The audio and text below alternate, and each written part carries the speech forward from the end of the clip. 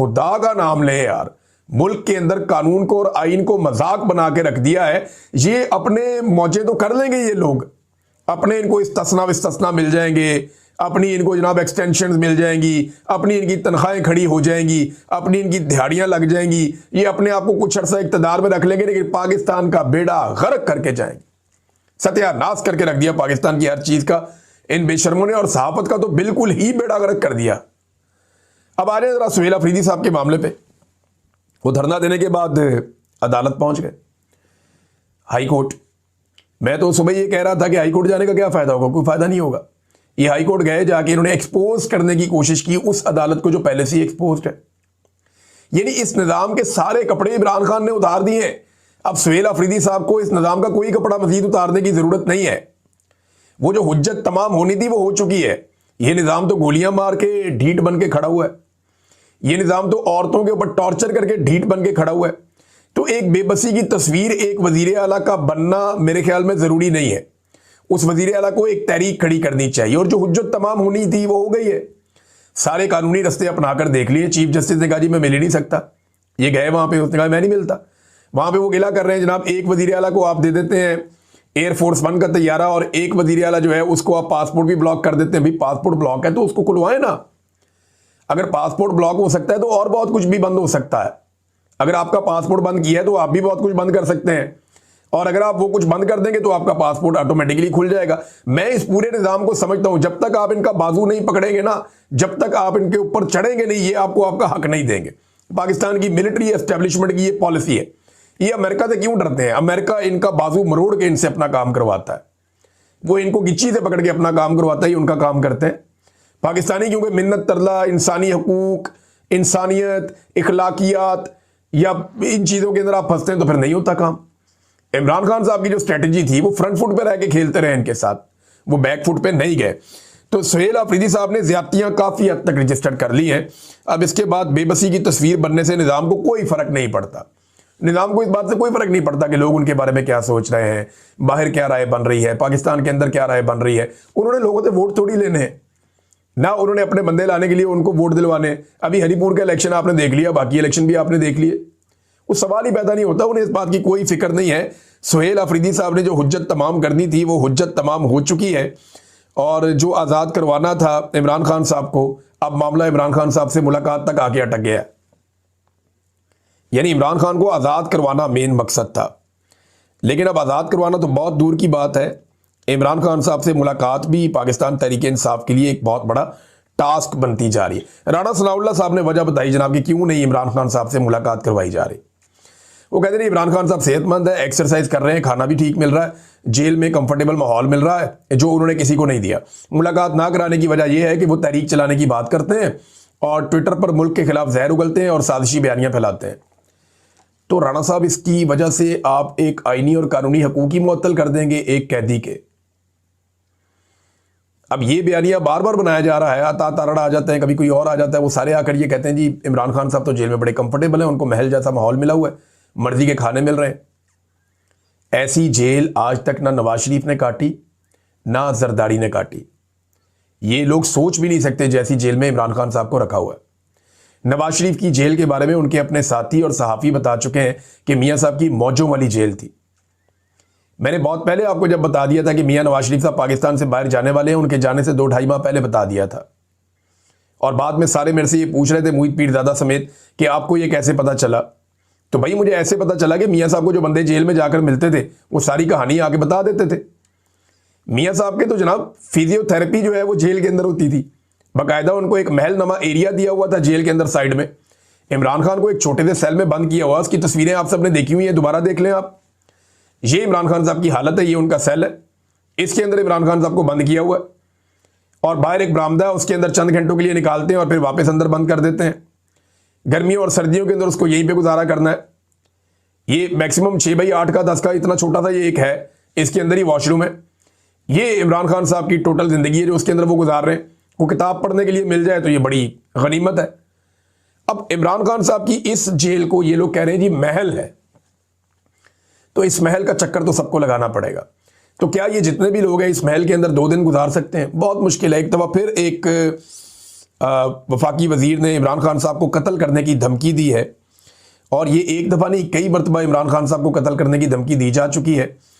और तहरीक इंसाफ को यही शौक रहा तो इमरान खान की कबल अज़ वक्त फातिहा पढ़नी पड़ेगी।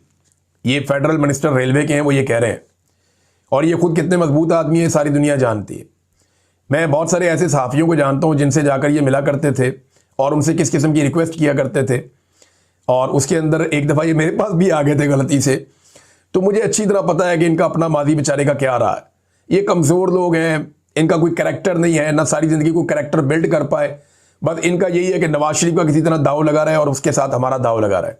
अपना किरदार ये कभी बिल्ड नहीं कर पाए, कभी बना नहीं पाए, और इतने बड़े लीडर को कत्ल की धमकियां दे रहे हैं कि जनाब इमरान खान साहब की फातिहा पढ़ दी जाएगी।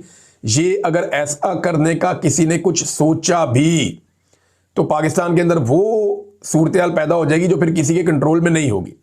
जावेद हाशमी साहब ये कहते हैं कि इमरान खान को नुकसान पहुंचाना ना इस टाउट रजीम के बस की बात है और ना ही आसिम मुनीर में इतनी हिम्मत है। पहली बार कोई लीडर इस तरह ये जंग लड़ गया है। अब कौम को खुद निकलना होगा, कौम को तो निकलना पड़ेगा। इमरान खान ने कौम के लिए इतनी मार खा ली, इतनी लड़ाई लड़ ली, अब अगर ये कौम अपने लिए खुद नहीं निकलेगी तो वो अपना मौका ज़ाया करेगी और कुछ नहीं करेगी। जावेद हाशमी के अलावा इमरान खान साहब की बहनों ने भी ये कहा कि अगर इमरान खान को कुछ हुआ तो ये इनकी नस्लें तबाह हो जाएंगी जो लोग ये करेंगे। और मैं आपको कैटेगोरिकली कह रहा हूं कि इस वक्त पाकिस्तान के रजीम के जो मालिकान हैं, जिनमें आसिम मुनीर साहब हैं, शहबाज शरीफ साहब हैं, नवाज शरीफ साहब हैं, जरदारी साहब हैं, इनकी नस्लें पाकिस्तान में सियासत करने को तरस जाएंगी। इनकी नस्लें पाकिस्तान में अपनी बका के लिए तरस जाएंगी। जो इनके साथ पाकिस्तानी अवाम करेगी अगर खुदा ना खास्ता इमरान खान को कुछ हुआ तो। और जो मैं कह रहा हूं ना, ये होना ऐसे ही है जैसे मैंने एक दफा पहले अर्ज किया था कि आप फंस जाएंगे, ये पंगा मत लेना, ये आपके गले में पड़ जाएगा जलता हुआ टायर और आपसे ये ढोल नहीं बजेगा। मैंने इनको ये पहले कहा था, इन्होंने बात नहीं मानी, ये फंस गए। अब मैं दोबारा ये गुजारिश कर रहा हूं कि अगर इमरान खान को कुछ भी हुआ जेल के अंदर तो इनकी नस्लें जो है वो इसको भुगतेंगी बाद में। इमरान खान साहब की बहन अलीमा खानम साहिबा, उन्होंने ये बताया कि 9 दिन पहले हमें बताया गया कि जब तक आसिम मुनीर की तौसीह का नोटिफिकेशन नहीं आ जाता किसी को भी इमरान खान से मिलने नहीं दिया जाएगा। हम आज तक ये नहीं समझ सके कि किसी की तौसीह का खानदान के आईनी और कानूनी हक या मुलाकात से क्या ताल्लुक है। अगर एक खानदान का हक कैसे, यानी आखिर एक खानदान का हक जो है वो कैसे हुकूमत किसी मुलाजिम की तौसीह से जोड़ा जा सकता है कि हुकूमत का एक मुलाजिम है, सरकारी मुलाजिम है, आर्मी चीफ, एक ऑफिसर है सरकारी, एक दिन रिटायर हो जाएगा। इमरान खान की मुलाकात का हक कैसे छीना जा सकता है एक सरकारी मुलाजिम की तौसीह के मामलात के साथ जोड़कर। और अब सारे के सारे वुज़रा जो हैं वो ये साबित करने लगे कि जनाब हमने बड़ी मुश्किलात देखी हैं, इमरान खान ने कुछ नहीं देखी। पाकिस्तान तहरीक इंसाफ ने रिकॉर्ड खड़ा कर दिया मुश्किलात देखने का, और ये सोच कर ही इनको हौल चढ़ते हैं कि अगर इसकी आधी मुश्किलात भी मुस्तकबिल में इन्हें बर्दाश्त करनी पड़ गई तो इनका क्या बनेगा। ये करना तो पड़ेगा इन्हें। देखिए, पाकिस्तान का जो मीडिया है ना, इसने भी 2 नंबरी की इंतहा कर दी है। जब जुल्म हो रहा होता है तो वो दिखाता नहीं है, लेकिन जब जालिम बाद में मजलूम को अटैक करता है तो वो दिखाता है। हमारे बहुत सारे दानिशवर हैं, वो मजलूम के अंदर कीड़े निकालते हैं जुल्म के खिलाफ आवाज उठाने की बजाय। यानी ये जो जुल्म हो रहा है इसको मीडिया पाकिस्तान का रिपोर्ट नहीं करता, जो जालिम है उसके बारे में एक लफ्ज नहीं बोलता, लेकिन जैसे ही मजलूम शिकायत करता है तो सारा मीडिया उसको पै जाता है कि यार मजलूम ने ये क्यों कहा, मजलूम ने वो क्यों कहा, ये कैसा मजलूम है ये एहतजाज कर रहा है, ये कैसा मजलूम है ये रो रहा है, भाई मजलूम जो है वो आंसुओं के साथ क्यों नहीं रोया, भाई मजलूम जो है उसने ये वाला काम क्यों नहीं किया। तो मजलूम के अंदर ये कीड़े निकाल रहे हैं। भाई ऐसा फिटे मुंह किस्म का मीडिया तो पूरी दुनिया में कहीं नहीं होगा। जो पाकिस्तान के अंदर मीडिया ने हरकतें कर दी हैं और मीडिया ने अपने आप को जलील कर लिया, अपना बेड़ा गर्क कर लिया। दुनिया से आवाजें उठ रही हैं और पाकिस्तान का मीडिया जो है वो चुप करके बैठा है। ज़ुल्म खलीलजाद ये अमेरिका से कहते हैं कि मैं पाकिस्तान की एस्टेब्लिशमेंट के रवैये पर हैरान हूं। पूरे 1 माह से एक सूबे के वजीर आला, मुल्क भर के लाखों पाकिस्तानी, मुल्क की सबसे बड़ी मकबूल सियासी जमात और इमरान खान का खानदान सब सिर्फ ये जानना चाहते हैं कि इमरान खान की जेल में हालत कैसी है, यहां तक कि वो जिंदा है या नहीं। मगर एस्टेब्लिशमेंट इनकी इस जायज़ और शफाफ दरख्वास्त को मानने से मुसलसल इनकार कर रही है। वाकई हैरान कुन और सदमा खेज सूरत हाल है। ये ज़ुल्म खलीलजाद कह रहा है। इमरान खान साहब के बेटे का स्टेटमेंट मैंने आपको बताया था, पिछले वीलॉग में आपको मैंने पढ़ के सुनाया। ज़ुल्म खलीलजाद ये बात कर रहा है और वो जानबूझकर एस्टेब्लिशमेंट का नाम ले रहा है, अदालत का नहीं ले रहा, क्योंकि अमेरिका समेत पूरी दुनिया ये जानती है कि पाकिस्तान को इस वक्त मिलिट्री एस्टेब्लिशमेंट चला रही है, कोई और नहीं चला रहा। पाकिस्तान जो है वो मिलिट्री एस्टेब्लिशमेंट के कंट्रोल में है और वही इसको चला रहे हैं। और जितना जुल्म इन्होंने इस मर्तबा कर दिया है, इतना जुल्म माजी में कभी पाकिस्तान की मिलिट्री एस्टेब्लिशमेंट ने नहीं किया था। नादरीन, एक और बड़ी इंटरेस्टिंग खबर है। नवाज शरीफ साहब ने पहली दफा छोटा सा इनकलाबी स्टेटमेंट दिया और साथ ही दौड़ गए। अपने पैरों पे ये थोड़ी देर भी खड़े नहीं हो सकते, यानी खड़े होने की इनकी औकात ही नहीं है। मियां साहब ने कहा जी इमरान खान को लाने वालों को भी सजा दी जाए, साथ ही सारी दुनिया ने कहा लाओ जी दसो कौन लेके आया, बताएं ना मियां साहब कौन लेकर आया। जनरल बाजवा लाया, जनरल फैज लाया, जनरल नदीम अंजुम लाया, जनरल आसिम मुनीर लाया, जनरल आसिम सलीम बाजवा लेकर आया, जनरल आसिफ गफूर लेकर आया। कौन लेकर आया इमरान खान को? जर्नैल ही करते हैं ना, जजों की तो औकात ही कोई नहीं है। जज तो बेचारे इशारों के ऊपर चलते हैं, हमेशा से ऐसे ही करते चले आ रहे हैं। कोई जज खड़ा हो जाए तो उसको निशान इबरत बनाया जाता है, जैसे आजकल जजों को बनाया जा रहा है, जो मोहसिन अख्तर कियानी साहब के साथ किया जा रहा है, जो मंसूर अली शाह साहब के साथ किया गया, जो अतर मनल्ला के साथ किया गया, जो माजी में और जजों के साथ भी होता रहा, अभी भी वही हो रहा है। तो सवाल ये पैदा होता है कि नवाज शरीफ किसको समझता है कि वो जिम्मेदार है? जर्नैलों को ही समझता है ना। तो कोई एक जर्नैल नवाज शरीफ बताए जिसको सजा दी गई हो। नवाज शरीफ ने ये बयान तो दे दिया, लेकिन उसके बाद नवाज शरीफ का बाजू मरोड़ा गया। फिर मलक अहमद खान साहब मैदान में है और मलक अहमद खान साहब के बड़े अच्छे ताल्लुकात हैं जनरल बाजवा से, हम सब जानते हैं। जनरल बाजवा ने भी रोना पिटना शुरू कर दिया कि जनाब मैं तानू की क्या है, यानी मियाँ साहब को कहें बस कर दें यार, एड्डा कराना इनकलाब आ गया, आपकी हुकूमत भी बना के दी, अवाम से जूतियां भी खाई, अवाम से जिल्लत भी समेटी, अपने खानदान में भी नाक कटवा ली, पूरी दुनिया में मैं कहीं बाहर नहीं निकल सकता, जो जनरल बाजवा की हालत है। इसके बाद भी नवाज शरीफ साहब माफी नहीं दे रहे। तो इस पे जनाब आ गए मैदान में अहमद खान साहब और वो ये कहते हैं नवाज शरीफ का बयान इमरान खान को लाने वाले भी जिम्मेदार हैं को सियाको सबाक से हटकर पेश किया गया। उन्होंने कतई तौर पर यह नहीं कहा कि किसी को पकड़कर टांग दो। मैंने उनकी बात पूरी सुनी है, उन्होंने सिर्फ ये कहा कि पाकिस्तानी तरक्की के सफर को रोककर इस मुल्क के साथ जुर्म किया गया। सियाको सबाक याद आ गया नून लीग को। नून लीग का इनकलाब इतना ही बाकी रह गया है कि अगर मियां नवाज शरीफ के मुंह से गलती से कोई इनकलाबी जुमला निकल भी जाए तो 24 से 48 घंटे के अंदर नून लीग को उसके ऊपर सफाई पेश करनी पड़ जाती है। इतना इनकलाब इनके अंदर बाकी रह गया। गैरत, इनकलाब, ये सारी चीजें मिला जुला के आप देखें तो ये बहुत थोड़ी मात्रा में इनके अंदर मौजूद है, बहुत थोड़ी मिकदार में, कुछ भी नहीं है अब इनके पास, इनके पल्ले ही कख नहीं है। तो ये जनाब 48 घंटे के अंदर परवेज रशीद साहब एक बड़े इनकलाबी आदमी बनते थे। मैं उनका एक स्टेटमेंट सुन रहा था, जनाब अदालती ऑर्डर ले और जाकर इमरान खान साहब से मिल लें। ओ भाई, वो अदालती ऑर्डर लेकर जाता है रोजाना, वो जब भी जाता है 8 मरतबा अदालती ऑर्डर लेकर गया। इमरान खान की फैमिली बार बार अदालती ऑर्डर लेकर गई, वकला को मिलने नहीं देते। परवेज रशीद साहब, आपको नहीं पता क्या हो रहा है? आप नहीं जानते कि इस वक्त जर्नैल इमरान खान के दुश्मन बने हुए हैं? सारी जिंदगी आप जर्नैलों को ताने देते रहे, सारी जिंदगी आप कहते रहे कि जर्नैल पाकिस्तान को बर्बाद करते हैं, तबाह करते हैं। सारी जिंदगी परवेज रशीद साहब आप इनकलाबी बने रहे और अब आपने जूते पॉलिश शुरू कर दिए नवाज शरीफ के साथ मिलकर। मुझे तो हैरत बिल्कुल नहीं हुई, क्योंकि मैं आपको पहले से जानता था। मुझे आपका पता था कि आप नवाज शरीफ के वफादार हैं, पाकिस्तान के वफादार नहीं है। आप जर्नैलों के खिलाफ नहीं है, आप नवाज शरीफ के हक में। आपने जो सजा काटी वो नवाज शरीफ के लिए काटी, पाकिस्तान के लिए या इनकलाब के लिए नहीं काटी।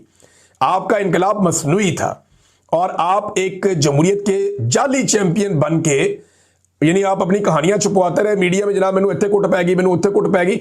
आपको पता ही नहीं है कि कुट होती क्या है। परवेज रशीद साहब आपको जेल में बंद किया था, हल्की फुल्की फैंटी भी लगाई होगी, लेकिन आपने कॉलमों में लिख दिया कि मेरे इत्थों खून निकल आया तो उत्थों खून निकल आया। आप सोच नहीं सकते जो आज पाकिस्तान तहरीक इंसाफ के लोगों के साथ हुआ है, उसका अशरे अशीर भी आपके साथ परवेज मुशर्रफ ने नहीं किया था।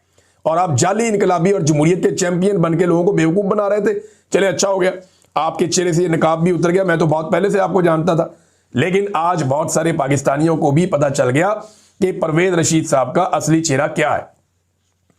पाकिस्तान की हालत आप जैसे लोगों ने पता क्या कर दी है? लोगों को पाकिस्तान में रोटी नहीं मिल रही।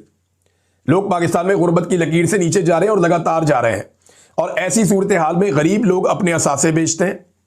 जिसके पास थोड़ा बहुत हुनर है वो अपने असासे बेचता है, अपनी चीजें गिरवी रखता है, लोगों से उधार पैसे पकड़ता है। वो बैरून मुल्क काम करने के लिए जाता है कि बाहर से पैसा भेजूंगा, मेरे घर वालों का पेट पल जाएगा। एयरपोर्ट के ऊपर आप लोगों ने रोक लेते हैं, उनके टिकट के पैसे जाया कर देते हैं। अब बताएं वो टिकट दोबारा कहां से खरीदेगा?